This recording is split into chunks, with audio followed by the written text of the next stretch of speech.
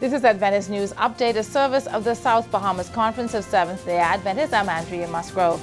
Coming up in the news, local religious leaders consecrated to God.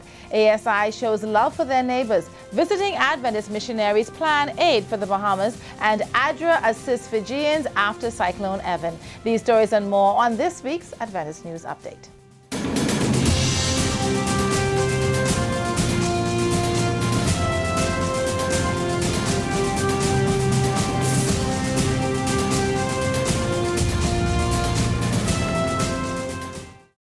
Thank you for joining us for this week's news update. A number of religious leaders attended a service of spiritual renewal and rejuvenation this past Sabbath afternoon at the Grantstown Seventh-day Adventist Church on Wellington Street.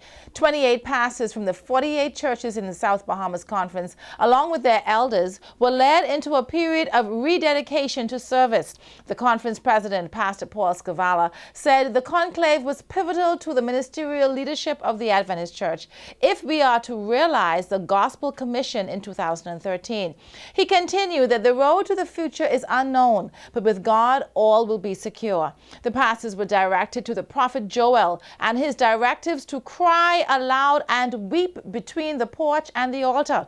During the service, elders from the various districts were encouraged to encircle their pastors in prayer and pastors to do likewise. The charge from President Scavala echoed the theme of the conference for this year, to double your portion. From the book of Joel, he reminded them that they must bring their grain and drink offerings, which signifies their need to die to self in order to grow. He said a double portion could only be accomplished if we are all covered with the blood of Jesus Christ. Pastors and elders alike left renewed and committed to the work of the ministry. A follow-up session will take place in April, where the religious leaders will come together again for a one-day meeting to initiate the second quarter. The Adventist Layman Services and Industries Organization showed some love to their neighbors during the Christmas holidays. Laverne Stirrup has more on this story. ASI was right on target with the spirit of giving during the Christmas holidays. Children could be seen receiving toys and persons from the community sorting through clothing. ASI member Dr. Pansy Brown was pleased that the group of professionals could bring joy to these persons at Christmas time. This occasion this morning is definitely geared for meeting the needs of people.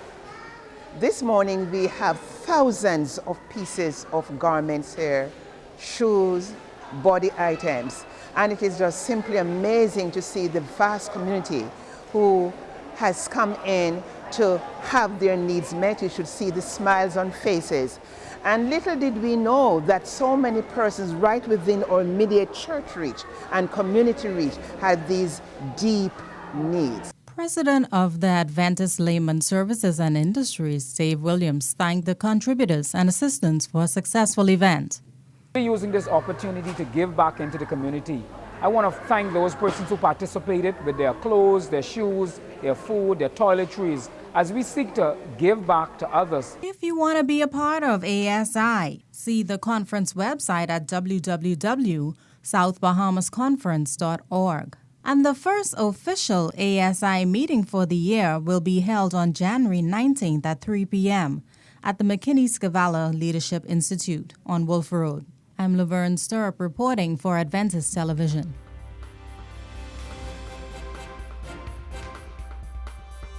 Your history question of the day is, during the 1920s, which union had the responsibility for the fledgling Bahamas mission of Seventh-day Adventists? Was it A, the Caribbean Union Conference, B, the West Indies Union, or C, the Antillean Union? A group of Adventist missionaries recently visited the island of Nassau to research the possibilities of establishing a missionary base in the Bahamas. They met with Pastor Paul Scavala, president of the South Bahamas Conference of Seventh-day Adventists. They were all first-time visitors to the Bahamas. Max, the leader of the group, gave the purpose for their initial trip. Well, we'd like to be able to establish a clinic, so to speak, or at least a home base where we could come to the Bahamas on a regular basis, hopefully have other hospitals that are within the Adventist health system come with us at different times of the year to do whatever is needed or whatever we're led to do down here.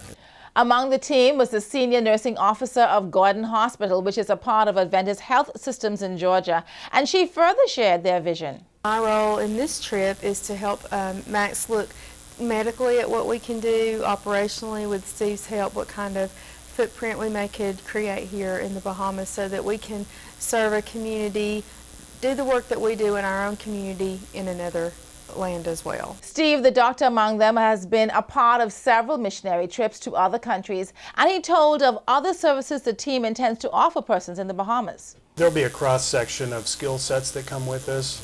Obviously, we're going to be geared towards medical, but we'll have nurses and folks that can do construction and health education and other services for the community. So it'll be a broad spectrum of folks that will come with us. While here, they also visited Long Island, and they anticipate doing great things in the future. Coming up in the South Bahamas Conference, under the theme Double Your Portion, the South Bahamas Conference announces our State of the Conference this Sabbath, January 12th at 4 o'clock in the afternoon at the Hillview Seventh-day Adventist Church. The text of inspiration is taken from 2 Kings 2:9. Let us pray for God to double our portion as we partner with Him to work in 2013. The year 2013 brings in another year of Feds. Our conference will seek to equip our membership in a series of workshops on Sunday, January 13th, 2013, from 8 a.m. until 1 p.m. All church officers for this year will engage in training sessions at the Hillview Seventh-day Adventist Church at this time. Plan to be in attendance, and every congregation will benefit from these sessions. It was declared in 2012 that the Adventist Church in Inter-America, and by extension the Atlantic Caribbean region, would be dedicated to acknowledging, celebrating, and training its lay members throughout this new year. In fact, the dawn of 2013 ushered in what has been dubbed the Year of the Laity, a program of the Inter-American Division. And one of the first activities for this year in the Atlantic Caribbean Union will be a series of training sessions conducted by Pastor Samuel Telemack, Associate Personal Ministries and Sabbath School Director of the IAD. The sessions began on Thursday, January 10th at the Agape Seventh-day Adventist Church located at the Global Mission Center of Influence, GMCI, on Wolf Road, and it concludes on Sabbath morning, January 12, 2013. The seminar caters to lay preachers, lay Bible workers, Sabbath school superintendents, pastors, elders, and members. In addition to training, evangelistic meetings will be conducted throughout the year by the laity, including youth, men, women, and children. It is anticipated that the various evangelistic meetings will culminate in scheduled baptisms, one of which will involve the elders throughout the IAD being authorized to perform the baptisms of those with whom they have studied. Also, each field within ATCU will hold its local Festival of the Laity, with the final one being held in the Cayman Islands in conference in October 2013.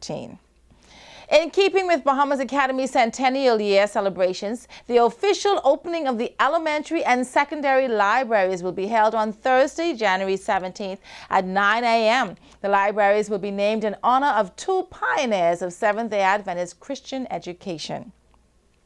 It's convention time again in the Family Islands on the weekend of January 18th to the 20th. All directors and associates of the South Bahamas Conference will travel to the Family Islands for what is expected to be a wonderful time of prayer, praise, and fellowship. You can check out the South Bahamas Conference website for more information.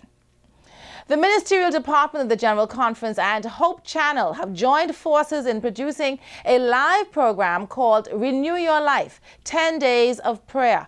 The program started airing for 10 consecutive days on Tuesday, January 8th at 8 p.m. It will include Derek Morris of the Ministerial Department of the General Conference of Seventh-day Adventists sharing inspiring daily devotionals, Candace Thorpe praying with callers from around the world, and David Franklin presenting powerful testimonies that will be broadcast live from various churches. On Sunday, January 13th, author and Hollywood producer Devon Franklin, who recently shared his Sabbath-keeping practices on Oprah, will talk about the importance of prayer in his life. The Hope Channel can be viewed on cable television or at www.hopetv.org. The Logos Bible software training for 2013 will be held on Monday and Tuesday, February 11th and 12th at the Atlantic Caribbean Union headquarters on Gladstone Road. Professional trainer Morris Proctor will conduct the seminars that will feature the latest upgrade, Logos 5. For registration and cost information, please contact Mrs. Dina McPhee as soon as possible at the union's office at the number below. Berea Seventh-day Adventist Church will be offering training in wellness and prevention every Wednesday at 6 p.m. during the year of 2013.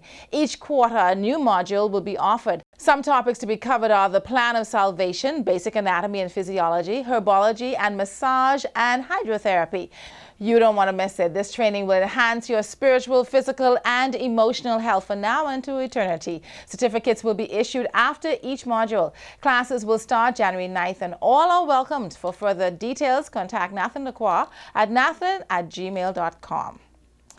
The Maranatha and Philadelphia Church District will be hosting a praise and worship workshop Thursday, January 17th to Sunday, January 20th, 2013 at the Philadelphia Church in Elizabeth Estates.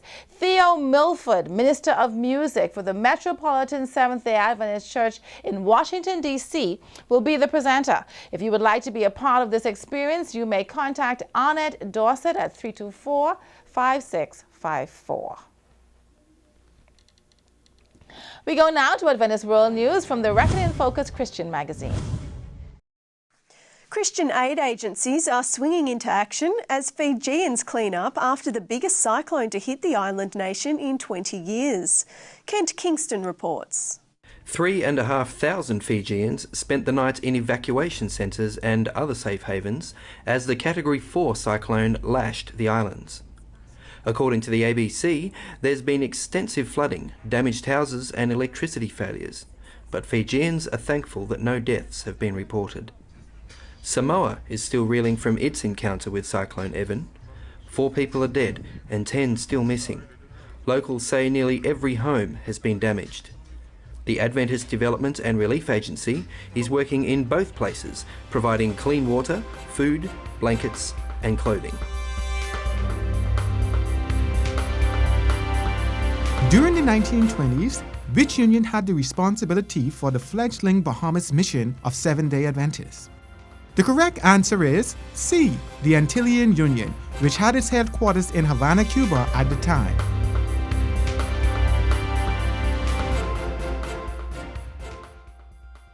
I was watching a National Geographic program that was exploring the complicated theories of evolution and how Earth is such a fascinating place that took billions of years to become what we see today. I'm so happy that we have the Genesis story in the Bible that makes it quite simple. In the beginning, God created the heavens and the earth. Then the Bible adds down in John that God so loved this world that he gave his son to die for all. God created all and he loves all. Even a child can understand that. On behalf of the production team of Adventist Television, we thank you for watching tonight's broadcast. I'm Andrea Musgrove. Have a wonderful Sabbath.